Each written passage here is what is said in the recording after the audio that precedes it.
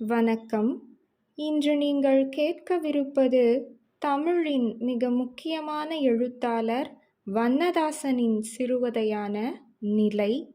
வாசிப்பவர் உங்கள் ஜனனி. தேர் எங்க ஆச்சி வருது? வீட்டை பார்த்துக்கோ என்று சொல்லிவிட்டு எல்லோரும் புறப்பட்டு போகும்போது கோமு கேட்டாள். வாகையடி முக்கு திரும்பிட்டுதான், பார்த்துட்டு வந்துருதோம். நீ எங்கேயும் விளையாட்டு போக்கில் வெளியே போயிடாத என்ன? அழிக்கதவை சாத்திவிட்டு எல்லோரும் வெளியே போன போது கோமு அவர்களை பார்த்து கொண்டு உள்ளேயே நின்றாள். கம்பி கதவிற்கு வெளியே ஒவ்வொருவராக நகர்ந்து நகர்ந்து தெரு பக்கமாக போய்கொண்டிருந்தார்கள். முடுக்கு வழியாக இங்கிருந்து தெருவை பார்க்க முடியாது. தெருவை பார்க்கவே இன்றைக்கு ரொம்ப நன்றாக இருக்கும். நிறைய ஆட்கள் இந்த தெரு வழியாக போவார்கள். பெரிய தெரு, மேலத்தெரு, கம்பாரேழி, பேட்டை ஆட்கள் எல்லாம் இப்படி கூடி போவார்கள். பலூன்காரன், தேங்காய்பூ சவ்வு மிட்டாய்க்காரன், ஐஸ்காரன் எல்லாம் போவான். இன்றைக்கு ராத்திரி கூட ஐஸ் விற்பான். பாம்பே மிட்டாய்க்காரன் வருவான். விறகு கடையில் வண்டியை நிறுத்திவிட்டு அப்பா கூட இந்த தெரு வழியாக ஒருவேளை போகலாம். வருமானம் இல்லாத சில நாட்களில் கோமு இருக்காளா என்று வீட்டு வாசலில் வந்து ஓரமாக நின்று கேட்பது மாதிரி இன்றைக்கும் வந்தால் நன்றாக இருக்கும். கோமுவுக்கு ஒரு 12 வயசு பிள்ளை சாப்பிடுவதற்கும் கூடுதலாகவே இங்கு சோறு போடுவார்கள். அந்த தட்டை மூடியிருக்கிற ஈயச்சட்டியை நிமிர்த்திவிட்டு அப்பாவிடம் கொடுப்பாள். சாப்பிட்டு விட்டு அப்பா போயிட்டு வருகிறேன் என்று சொல்லாமலே போய்விடுகிறது உண்டு. இன்றைக்கு அப்பா வந்தால் சந்தோஷமாக இருக்கும். வாசல் அமைதியாக இருந்தது. எதிர்த்த வீடு இரண்டிலும் கூட தேர் பார்க்க போயிருந்தார்கள். எதிர்த்த வீட்டு தார்சாவில் ஒரே வெட்டு துணியாக கிடந்தது. தையற்காரர் கை மிஷினில் தைத்து கொடுத்து விட்டு போயிருந்தார். தையற்காரர் உட்கார விரித்த சமுக்காலம் கூட அப்படியே வெள்ளையும் பச்சையுமாக வெட்டு துணி சிதறி கிடக்க கிடந்தது. எதிர்த்த வீட்டு பாப்பா ஸ்கூலுக்கு போகிறது. இங்கே இல்லை, பாளையங்கோட்டைக்கு. இவளுக்கிருக்கிற பாவாடையின் கிழிசலை நாளைக்கு தைக்க வேண்டும். வீட்டு ஆச்சி கொடுத்த கிழிந்த உள் பாவாடையையும் தைக்க வேண்டும். இந்த டெய்லர் கிழிசலை தைப்பாரோ என்னவோ. அழிக்கதவை திறந்து அந்த பச்சை வெட்டு துணியை எடுத்து வரலாம். பச்சை என்றால் திக்கு பச்சை இல்லை, லேஸ் பச்சை. புல் முளைத்த மாதிரி, வேப்பங்காய் மாதிரி, ஈர விறகுக்கு தொலி உரித்த மாதிரி.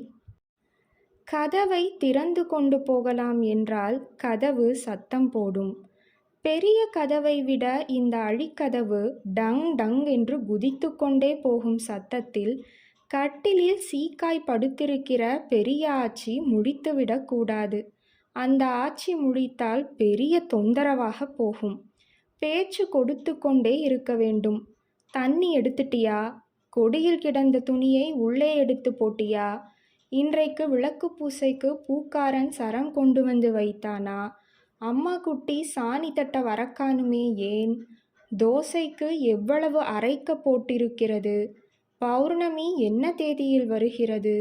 எதிர்த்த வீட்டில் ஆள் நடமாடுகிற மாதிரி சத்தம் கேட்கிறதே, யார் வந்திருக்கா? ஆச்சியின் ஒவ்வொரு கேள்விக்கும் பதில் சொல்ல ஆரம்பித்தால் விடிந்து போகும். மேலும் கோமுவுக்கு ஆச்சி கேட்கிற எல்லா கேள்விகளுக்கும் எப்படி பதில் சொல்ல தெரியும்? கோமு அழிக்கதவை திறக்கவில்லை. அவளுக்கு ஒரு கோட்டை வேலை கிடக்கிறது.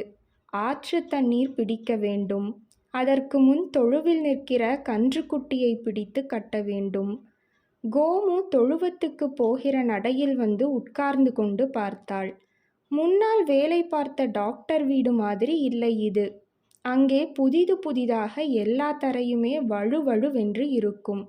இப்படி கல்நடையெல்லாம் கிடையாது. இங்கே கட்டுக்கு கட்டு கல்நடை இருக்கிறது. இந்த தோட்டத்து கல்நடை மற்ற எல்லாவற்றையும் விட குழி குழியாக இருக்கிறது.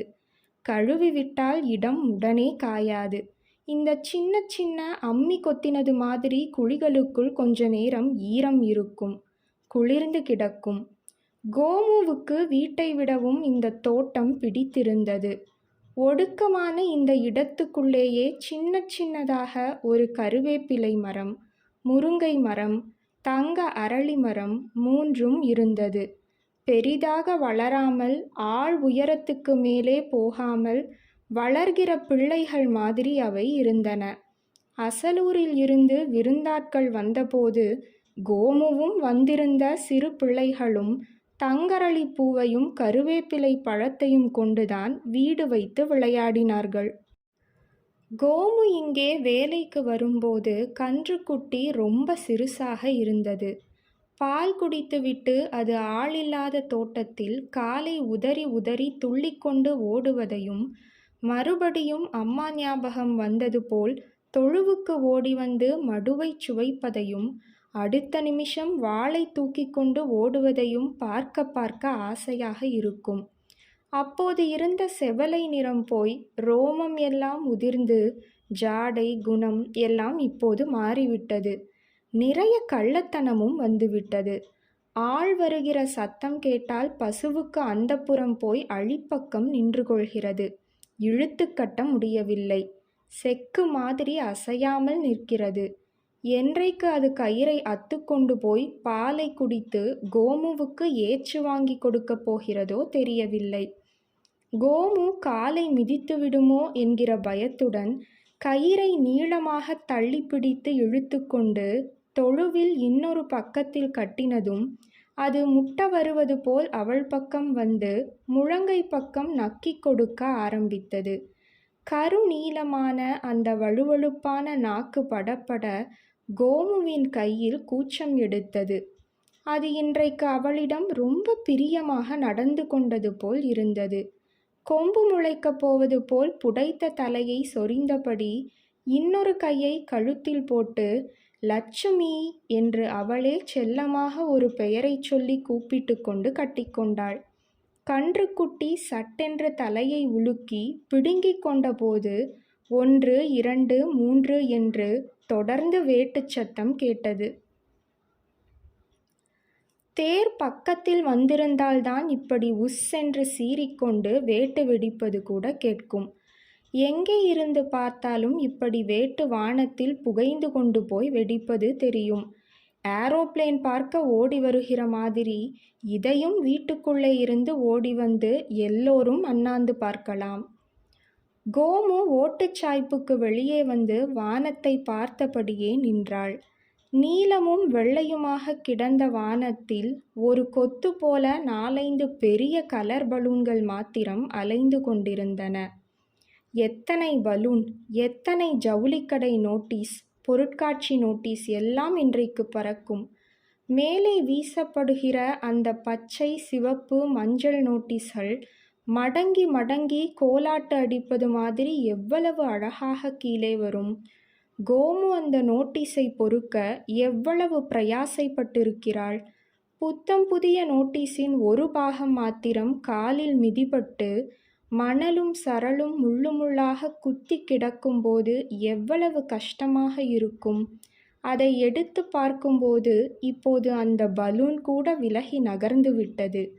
வானம் மட்டும்தான் மேலே கடல் மாதிரி, குளம் பெருகினது மாதிரி. தேரோட்டத்திற்காக தண்ணீர் திறந்து விட்டிருக்கிறானோ என்னவோ. இன்றைக்கு குழாயில் எடுக்க எடுக்க தண்ணீர் வந்து கொண்டே இருக்கிறது. கொப்பரை, தொட்டி, மண்பானை, எவர் சில்வர் குடம் எல்லாவற்றிலும் தண்ணீர் எடுத்து ஊற்றின பிறகு கூட குடம் நிரம்பி சரசரவென்று பெருகிக் கொண்டிருந்தது. என்ன செய்கிறது என்று தெரியவில்லை. கோமு குழாய் பக்கம் நின்று கொண்டே இருந்தாள். குடத்தில் இருந்து பாதத்தில் தண்ணீர் வழிந்து காலுக்கடியில் குளிர்ந்து பெருகி கொண்டிருக்கும் போது, நீ ஒத்தையிலையா வீட்டில் இருக்க, தேர் பார்க்க போகலையா என்று யாரோ கேட்டார்கள். சத்தம் மேலே இருந்து வந்தது. மேலே பாரு, இங்க இங்க.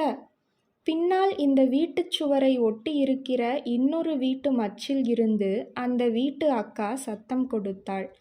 அந்த அக்காவும் இன்னும் 2-3 பேரும் மச்சு தட்டோட்டியில் நின்று தேர் பார்த்து கொண்டிருக்கிறார்கள். மச்சும் இருந்து சமைந்து பெரிய மனுஷியான அக்காளும் இருக்கிற நிறைய வீடுகளில் அவள் இதை பார்த்திருக்கிறாள். கோமு கூட ஒரு தடவை அப்படி மச்சு தட்டோட்டியில் நின்று தேர் பார்த்திருக்கிறாள். அவள் பார்த்த சமயத்தில் அந்த மச்சில் இருந்து தேர் முழுவதும் தெரியவில்லை. இருக்கிற ஆட்கள் தெரியவில்லை. வடம் கண்ணில் தட்டுப்படவில்லை. தேரின் மேலே உள்ள தட்டு அலங்காரமும் உச்சியிலுள்ள கும்பமும் சிவப்பு கொடியும் முக்கு திரும்பும்போது தேரின் விழாவும் வாழை மரமும் தெரிந்தது. அதுவும் நன்றாகத்தான் இருந்தது.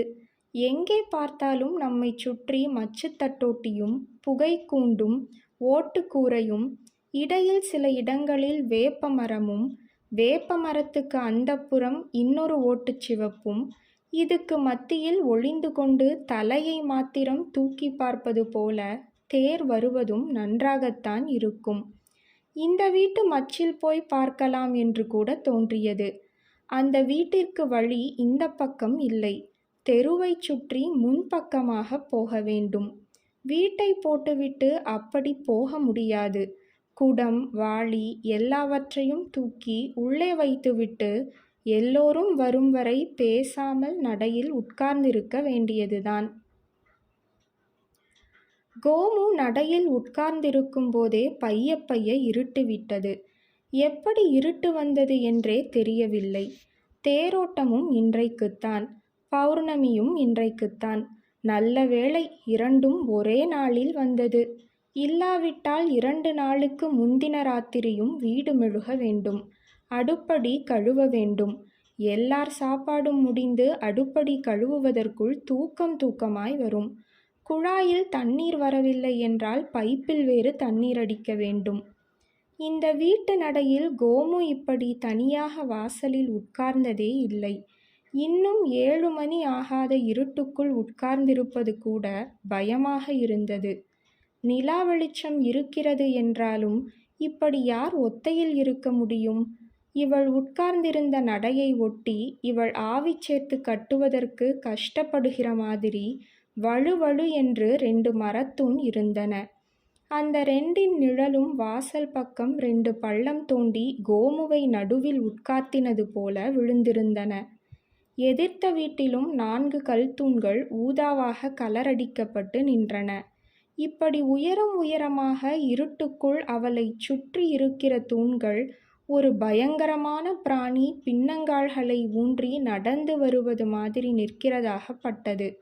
அந்த இடத்தை விட்டு கொஞ்சம் அசைந்தால் கூட எல்லாம் சேர்ந்து ஒரே கவ்வாக கவ்வி அவளை பிடித்து கொள்ளும் என்று தோன்றியது.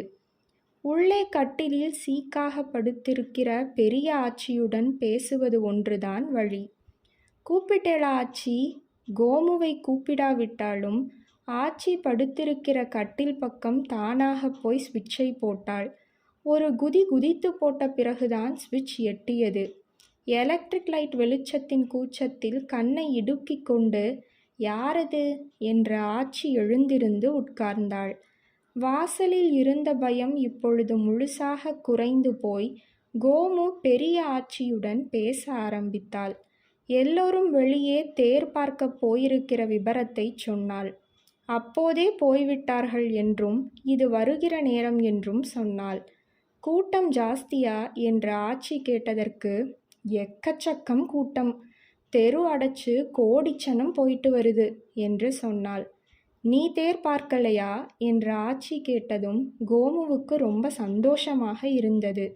பார்க்கணும் என்றும் எல்லோரும் வந்த பிறகு போகணும் என்றும் ஜோலி இதுவரை சரியாக இருந்தது என்றும் சொன்னாள்.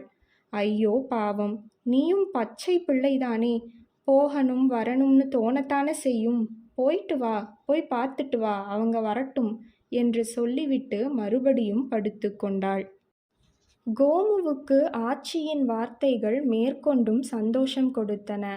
ஆச்சி, குடிக்கிறதுக்கு வெண்ணி கிண்ணி வேணுமா என்று கேட்டாள். இப்போ ஒன்றும் வேண்டாம் என்று ஆச்சி சொல்லியும் கோமுவுக்கு சமாதானம் ஆகவில்லை. போயிட்டு வா, போய் பார்த்துட்டு வா என்று உத்தரவு மாதிரி ஆச்சி திரும்ப திரும்ப சொன்னது கோமுவுக்கு புல்லரித்தது. ஆச்சி பேச்சு கொடுக்காமல் படுத்து கொண்டது கோமுவுக்கு சங்கடமாக இருந்தது. கோமு மெலிந்து நீண்டிருக்கிற பெரிய ஆச்சியின் கால்களை மெதுவாக ஒத்தடம் கொடுக்கிறது மாதிரி பிடித்துவிட ஆரம்பித்தாள். வாசலில் கிருகிரு மிட்டாய்க்காரன் சத்தம் கேட்டது. இன்றைக்கும் கூட அவன் அதே நேரத்துக்குத்தான் வந்திருக்கிறான். கோமு இந்த வீட்டுக்கு வேலைக்கு வந்த நாளில் இருந்து அநேகமாக தினசரி ஒவ்வொரு ராத்திரியும் கிட்டத்தட்ட தோசைக்கு அரைக்கிற நேரத்தில் அவன் இப்படி மிட்டாய் விற்று கொண்டு போவதை பார்க்கிறாள். இந்த தெருவில் சரியாக வெளிச்சம் கூட கிடையாது. இந்த வெளிச்சம் குறைவிற்குள் அவன் வெறுமனே கிருகிருவென்று கையில் உள்ளதை சுற்றி கொண்டு இன்னொரு கயிற்றில் கையில் இருந்து தராசு மாதிரி தொங்குகிற வட்டச்சுளவு தட்டில் கத்தரிக்காய் மிட்டாய், சீனிக்குச்சி, தேங்காய்ப்பூ, சம்மாளி கொட்டை எல்லாம் இருக்க போகிறான். நடுவில் சிம்னி இல்லாமல் எரிகிற பாட்டில் விளக்கு ஒன்றின் வெளிச்சம் புரண்டு புரண்டு நடுங்கி தட்டில் மிட்டாய்க்கு மத்தியில் கொஞ்சம் சில்லறை கிடப்பதை காட்டும். கோமுவின் அப்பா மாதிரித்தான் இவனும் பார்ப்பதற்கு இருக்கிறான். 2 பேரும் வேட்டிதான் கட்டியிருப்பார்கள். சட்டை கிடையாது. தலைப்பாகை உண்டு. அதற்கு பதிலாக யாரும் கூப்பிடாமலே வீடு வீடாக உள்ளே வந்து ஒவ்வொரு வளவிலும் கொஞ்ச நேரம் நின்று கிருகிருவென சுற்றுவான். யாராவது வாங்கினால் உண்டு. இந்த வீட்டு வாசலில் முடுக்கு பக்கம் இருக்கிற கல்லை ஒட்டித்தான் எப்போதும் அவன் நிற்பான். அழிக்கதவு வழியாக முகத்தை புதைத்து கோமு பார்த்தபோது அவன் அங்கேதான் நின்றிருந்தான். யாருமே இல்லாத வாசலில் இன்னும் அந்த தூண்கள் கால்கள் தூக்கி பயம் காட்ட, தாயக்கட்டத்தில் மலை ஏறின காய் மாதிரி அவன் மிட்டாய் தட்டும் விளக்கு வெளிச்சமுமாக நின்றான். கோமுவுக்கு ரோஸான கம்மாளி கொட்டை வாங்கலாமா என்றிருந்தது. அவளுக்கு 4 அணா திருவிழா துட்டு கொடுத்திருக்கிறார்கள். செலவழிச்சிராத அவ்வளவுத்தையும் என்று எச்சரிக்கை பண்ணியே கொடுத்திருக்கிறார்கள். 5 பைசாவுக்கு வாங்கினால் கூட 5 கொட்டை கொடுப்பான். வாங்கி சாப்பிடலாமா? கோமுவுக்கு என்ன செய்வது என்று ஓடவில்லை.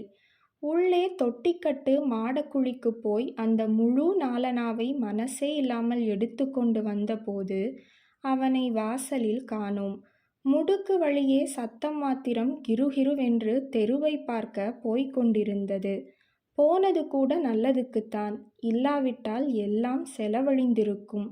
சில்லறை மாற்றிவிட்டால் கையில் துட்டு தங்காது. எல்லோரும் ரொம்ப சந்தோஷமாக வந்தார்கள். கூட்டத்துக்குள் ஒருத்தருக்கொருத்தர் பேசுவதற்காக சத்தமாக பேச ஆரம்பித்து அப்படியே வீட்டுக்கு வந்த பிறகும் பேசிக்கொண்டும் வந்தார்கள். தனித்தனியாய் போன எதிர்த்த வீட்டுக்காரர்கள் கூட இருட்டுக்குள் ஒருத்தருக்கு ஒருத்தர் துணை என்று சேர்ந்து வந்தார்கள். எல்லோர் வீட்டிலும் ஒரே சமயத்தில் லைட் போட்டு கொண்டதால் வாசலே வெளிச்சமாகி விட்டது. பலூன் மொரமொரப்பு, ஊதல் சத்தம் எல்லாம் கோமுவை தாண்டி போயின. தேர் ஒரே நாளில் இந்த வருஷம் நிலையத்துக்கு வந்துவிட்டதாம். இப்படி தேர் ஒரே நாளில் ஓடி நிலைக்கு நின்று 9 வருஷம் ஆயிற்றாம். கூட்டமானால் சொல்லி முடியாதாம். பல்லும் பறையுமாக கீழ்ச்சாதி ஜனக்கூட்டம் இந்த தடவை ஜாஸ்தியாம். நகரக்கூட அங்க இடமில்லையாம். லாலா சத்திரமுக்கில் இருந்து ராயல் டாக்கீஸ் முக்கு வரை தேர் பச்சை பிள்ளை மாதிரி குடுகுடுவென்று ஒரே ஓட்டமாக ஓடியதாம். தெப்பக்குளத்தெரு அம்பிமாமா வீட்டு தட்டோட்டியில் நின்று பார்த்தார்களாம். தேர் அசைந்து வர்ற மாதிரி என்கிறது சரியாகத்தான் இருக்கிறதாம். அவ்வளவு அழகாம் அது. கோமு எல்லாவற்றையும் கேட்டுக்கொண்டே நின்றாள். வீட்டுக்குள் நுழைவதற்கு முன் தேர் பார்த்தவர்களில் ஒருத்தருக்கு ஒருத்தரே மாறி மாறி இவ்வளவையும் பேசிவிட்டு நடையேறினார்கள். நடையேறும் சமயம் கோமு சிரித்து கொண்டே கைப்பிள்ளையை வாங்கின பொழுது, என்னடி பண்ணிக்கிட்டு இருந்த இவ்வளவு நேரம்? ஆற்று தண்ணீர் பிடிச்சு வச்சியா இல்லையா என்று தெய்வு ஆச்சி கேட்டாள். பிடிச்சாச்சு என்று கோமு சொன்னதை கேட்காமலேயே எல்லோரும் உள்ளே போனார்கள். கோமு மறுபடியும் வாசலிலேயே உட்கார்ந்தாள். துவையலுக்கு பொரிக்கடலை வேணும், தேங்காய் கூட காணாது. பிள்ளையை கொடுத்துட்டு கடைக்கு போயிட்டு வா. உள்ளே இருந்து சத்தம் வந்தது. கோமு பொரிகடலையும் தேங்காயும் வாங்கின கையுடன் தேரையே பார்த்து கொண்டு நின்றாள். தேர் நிலைக்கு வந்து நின்றிருந்தது. ரோட்டில் கார் பஸ் ஒன்றுமில்லாமல் அகலமாக இருந்தது. தேரின் வடம் ஒவ்வொன்றும் நீளம் நீளமாக அம்மன் சன்னதி வரைக்கும் பாம்பு மாதிரி வளைந்து வளைந்து கிடந்தது. தேர் சகல அலங்காரங்களுடனும் தோரணங்களுடனும் வாழை மரத்துடனும் நிலவு வெளிச்சத்தில் மௌனமாக பேசாமல் நின்றது. கோமுவோடு கோபித்து கொண்டு சண்டை போட்டது போல் தோன்றியது. தேருக்கு கீழே கேஸ் லைட் வைத்துக்கொண்டு 2-3 போலீஸ்காரர்கள் வடத்துக்கு மேல் உட்கார்ந்திருந்தார்கள். வடத்துக்கு மேல் இப்படி குந்த வைத்து உட்கார்கிறதே பாவம். அதோடு அவர்கள் பீடியும் குடித்து கொண்டிருந்தார்கள். கோமுவுக்கு ஆச்சரியமாக இருந்தது. தேர் பக்கத்தில் போய் பார்க்கவும் பயமாக இருந்தது. தேர் பக்கத்தில் போக வேண்டும். ஒரு மாதிரி எண்ணெய் மக்கு அடிக்கும் தேரில். அது நன்றாக இருக்கும். போலீஸ்காரர்கள் பிடித்து கொண்டால் என்ன பண்ண? கோமு மறுபடியும் பையை தொங்க போட்டுக்கொண்டு தள்ளி போய் பார்த்தாள். புதிதாக கலரடித்த 4 குதிரையும் பாய்கிற மாதிரி காலை தூக்கி கொண்டிருந்தது. அவளுக்கு வெள்ளை குதிரைதான் பிடித்திருந்தது. அந்த வெள்ளை குதிரையில் ஏறிக்கொண்டால் மானம் வரை பறந்து போகலாம். ஏரோப்ளேன் மாதிரி போகலாம். கோமு சிரித்து கொண்டே தள்ளி தள்ளி பின்னால் போய் கொண்டிருந்தாள். தென்னை ஓலையை தரையில் தடவி துழாவுகிற குட்டி யானை தும்பிக்கை மாதிரி வடம் கிடக்கிற இடத்துக்கு வந்ததும் கோமுவுக்கு தேர் இழுக்க வேண்டும் என்ற ஆசையாக இருந்தது. தோளில் பையை நன்றாக கக்கத்துக்குள் கொருத்து போட்டுக்கொண்டு குனிந்து சௌரி சௌரியாக நுனியில் பீத்திருந்த வடத்தை தூக்கி பார்த்தாள். முடியவில்லை. தொட்டு கும்பிட்டு கொண்டு கோமு நிமிர்ந்து பார்த்தாள். தேர் நிலையத்துக்குள் இருந்து கோமுவையே அசையாமல் பார்த்து கொண்டிருந்தது. நீங்கள் கேட்ட சிறுகதை வண்ணதாசனின் நிலை.